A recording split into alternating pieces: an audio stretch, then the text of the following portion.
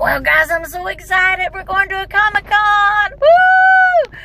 We're going to be heading to Louisiana in just a few minutes. But, hey, I had to make a pass-through Whataburger because I was delivering magazines and they had a whole bunch. Whoop, look, see, we got to move up a little bit in the line. I am in line waiting on my food right now. But I know, like in California, you got In-N-Out Burger. Well, honey, we got Whataburger.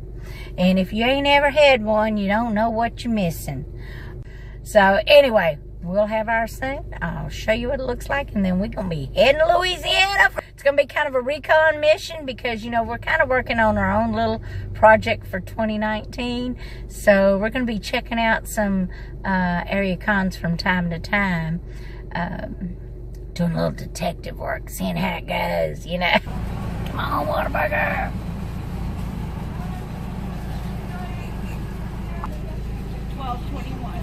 Oops, don't worry about it, honey.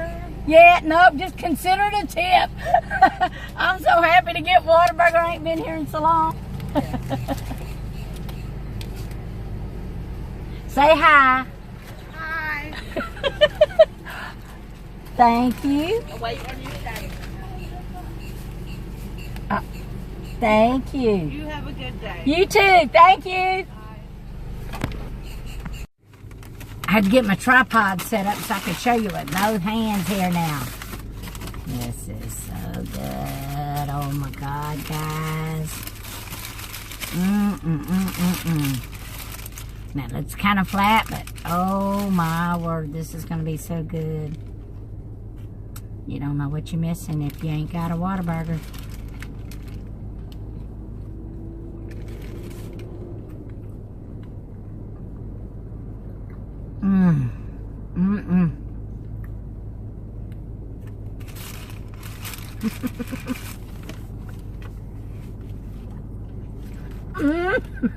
Oh my word.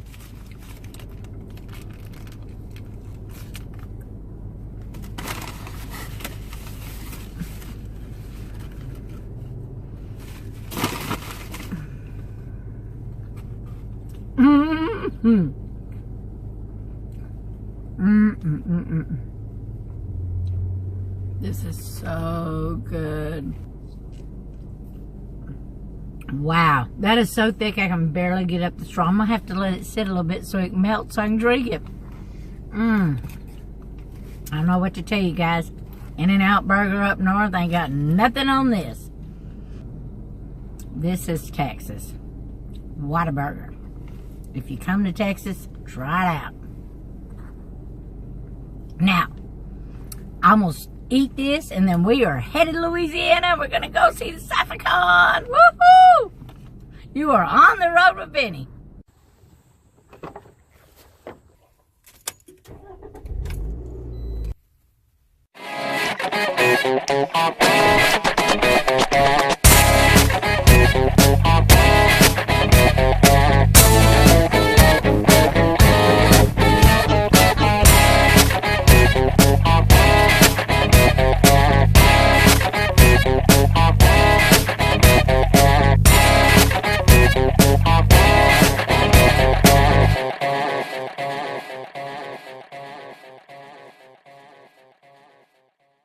Got my pass.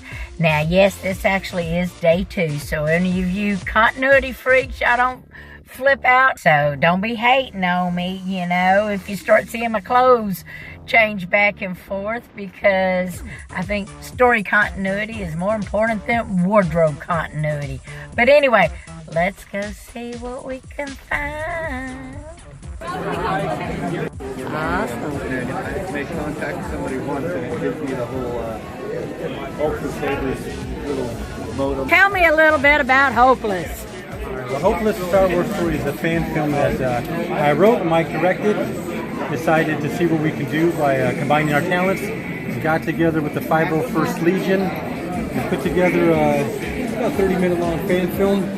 It's a comedy, played straight. The stormtroopers, we're New Orleans-based actors, filmmakers, and called in a lot of favors. And got actors and stuntmen and makeup people and visual effects artists. About 6 months, thousands of hours. It's almost done. But you can get more information at facebook.com/swhomeless. Anything to add? Well, I think fan films are really a cool thing to do. Well, the trailer will pop up in a minute. You'll see very cinematic quality. We come from a film background, so we were able to bring a lot of friends with us to help us out. This is the first trailer. We had drones. About 150 people worked on this. Oh, wow.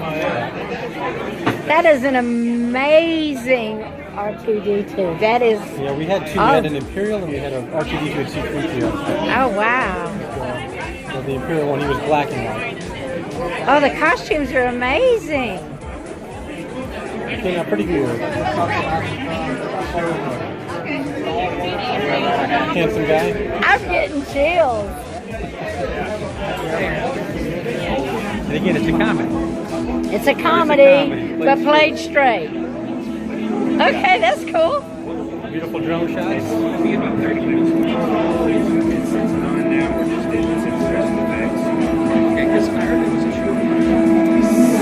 So how long did it take you to actually shoot it?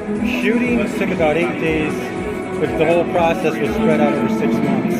Oh, wow. Because we had so many people that were involved. I mean, there were days we had 75 people filming for the battle scenes, plus the cameraman and all the behind the scenes people.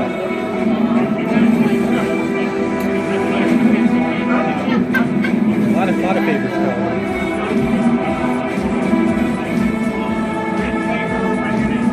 Oh. That's my son. Ah. Oh, cool.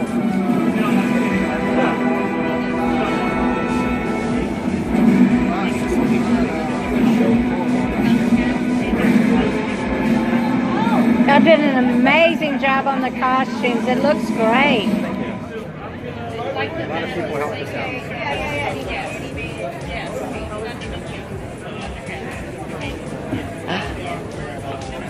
Good job, guys. Good job. Thank you. Check out the channel. You enjoyed it. There's a couple more trailers we'll show.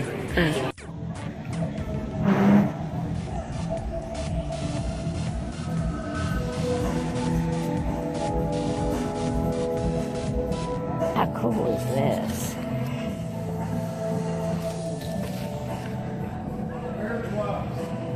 So wet.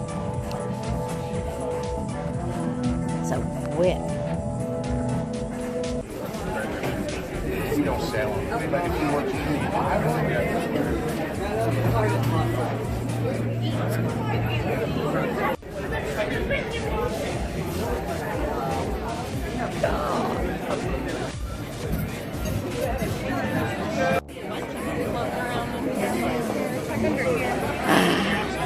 Awesome. So tell me a little bit about what. Well, we're Suzuki 7. I'm the drummer. I'm Rafiq. I'm the least important one. And we are an anime cover band that likes to do all kinds of other geek songs, Harry Potter, Gundam. We like to dress up, as you can see, and just enjoy every con that we go to. Make a lot of good music. Awesome. So do y'all play at a lot of cons or just promote? That's usually where we play. We play conventions.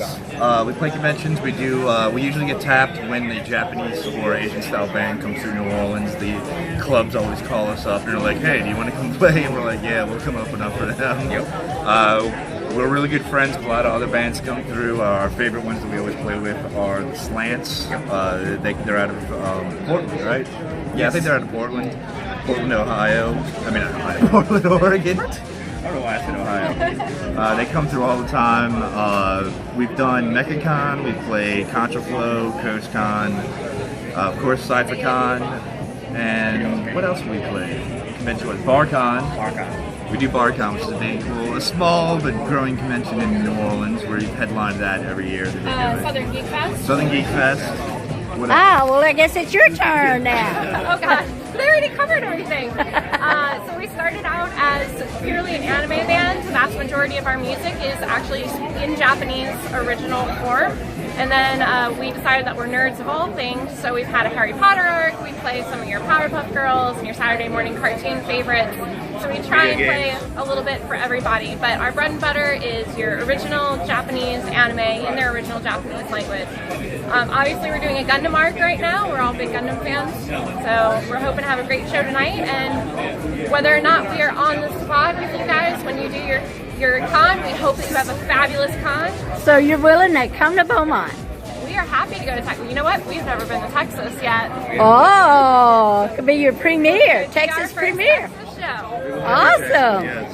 Awesome. Well, thank you, ma'am. You're welcome. A bit about y'all's con that'll be next year. Hi, I'm Unity and I'm with CoastCon, and we'll be in Biloxi, Mississippi, March 8th through 10th of 2018. We'll be celebrating our 42nd year, so we'll be doing a Don't Panic theme.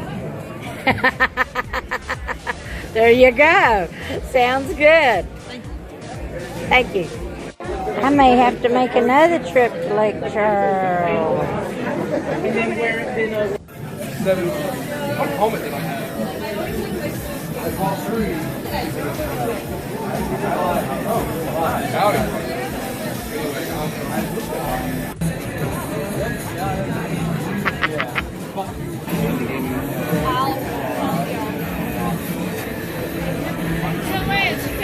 Yes, I found it.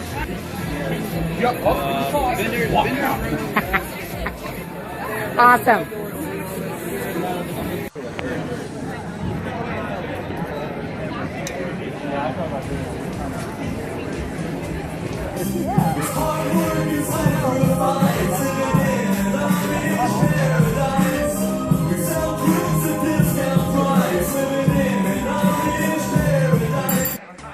I don't want you taking any of the spotlight away from me. Don't worry, nothing.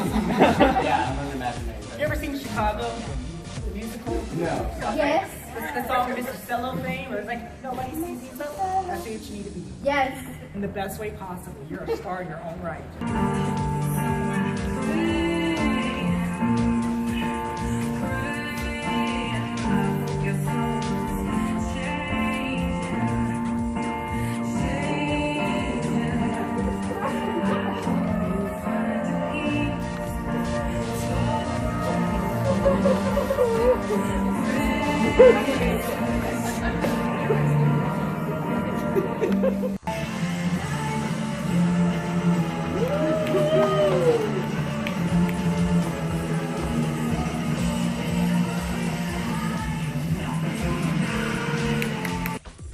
So I'm sitting out in the car because my battery went dead. And so I'm like, literally, I thought, well, you know what? I'll go to the car, charge my battery, and eat. I want you to look. Look at this. $4 at an event. That's unheard of for event food. Usually they'd charge $6 to $8 for just a regular baked potato with cheese, butter, and bacon. And look how much cheese and butter they put on there. That ain't bad. So, hey, CyPhaCon, you got a thumbs up on the food. I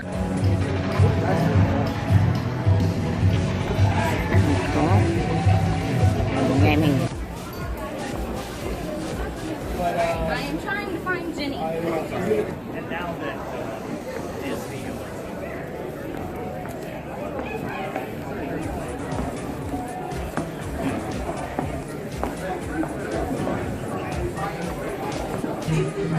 Wow, these are so cool. Thank you very much.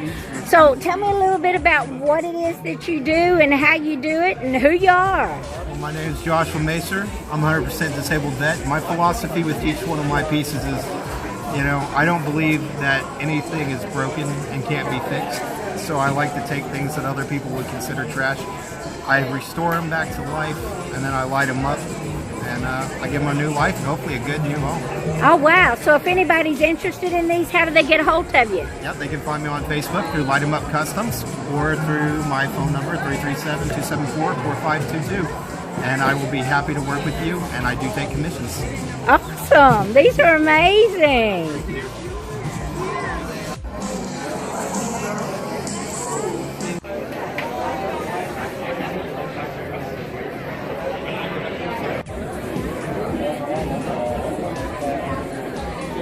You from this area?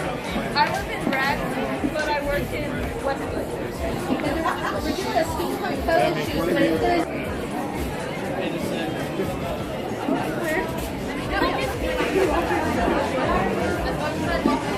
I don't think that's a good idea.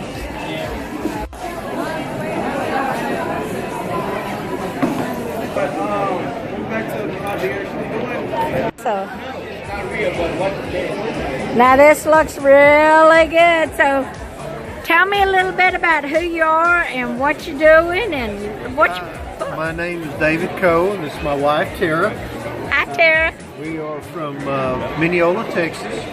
I just retired last year in June from 31 years as a Houston firefighter. Okay. And had been wanting to write for about 20 years and just didn't have the time. So I retired and wrote this book, which is Symbiote, The Tangled Web. It's about a military operations special ops team that gets exposed to a symbiote while trying to retrieve a meteor. Some things happened that later they determined that was actually the ultimate goal of those that sent them on the mission, was to get them exposed. And then they go through a period where they are fighting their way back out from a organization, a dark organization called Scepter. And they get back out and they're coping and dealing with the symbiote and the things that it brings to their life and powers that it gives them, or abilities I should say rather than powers. It's the first of the series. The second book I'm working on now is not ready yet. I haven't published it yet. Okay, so is it a trilogy or is it a full-blown series? Well, it started out as a trilogy, and then from feedback that I'm getting and things, I may just leave it as a series and continue to add to it. Okay, and so if somebody's interested in it, how do they find it? It's on Amazon.com. It's also on Barnes & Noble. It is available in Kindle or on Nook, and obviously in print. And trying to get into Books A Million, but I haven't got in with them yet. So hopefully I'll be able to expand a few stores that it's in. Oh, well, good luck with that. Thank you. Thank you.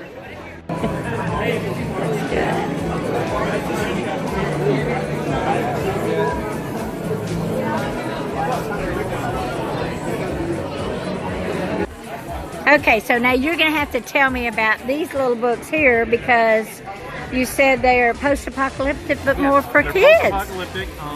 I wrote them to be safe for 10-year-olds. So that's the demographic I was aiming for, but the average reader is a 50-year-old and older woman, which is kind of surprising. But they've done really well on Amazon. I've had over 1 million downloads of book one.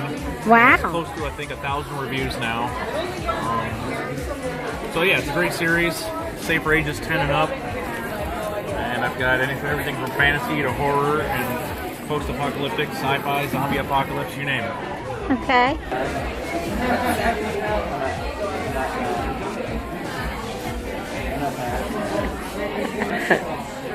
Anybody wanna buy anything on the table? I'm just a dancing wizard. I found the dancing wizard.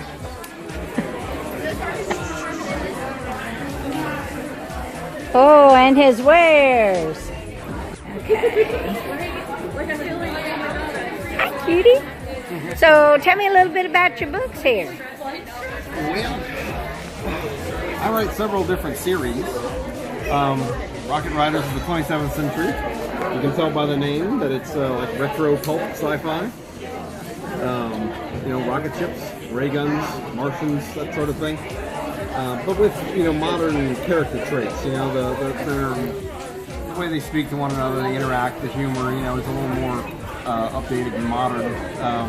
But the setting is very atom punk, I think is the word for it. I also have Sherlock Holmes Monster Hunter, which is just a one-off book that I did for fun. It's a little strange, but fun. I got an audiobook of that one as well. The Robert Carson Files, A Case Most Peculiar. That's also paranormal mystery. It's set in Victorian England, and it's about a down-and-out private detective. His partner is dead, he's got a drug addiction, he is going broke, and he decides to take a case in the English countryside that ends up introducing him to the world of supernatural. Some future books in that series are going to be about that. They're going to be about his encounters with supernatural beings, that sort of thing. This is kind of an introduction to the character. And then on the far end, I've got 2 books from the Future Man Adventures. Imagine a 1950s like B horror movie, sci-fi, you know, with giant radioactive spiders and stuff like that, but as a book. And done with a lot of humor, like Douglas Adams and the Hitchhiker's Guide, that sort of thing. In fact, the first book has a narrator. The book's got a narrator, and the whole purpose of the narrator is to point out plot holes and like cheap writing and that type of thing. You know, it's very tongue-in-cheek, comedy, sci-fi adventure type thing. And then the second book in the first one on the far end, blue. That's the first book in the series.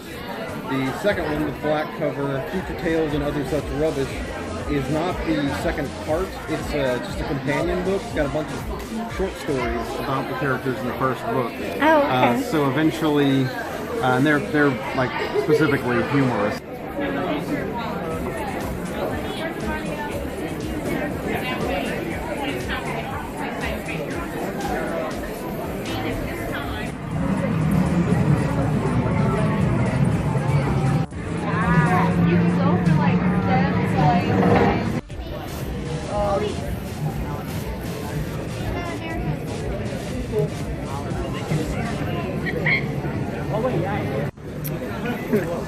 Tournaments are in progress.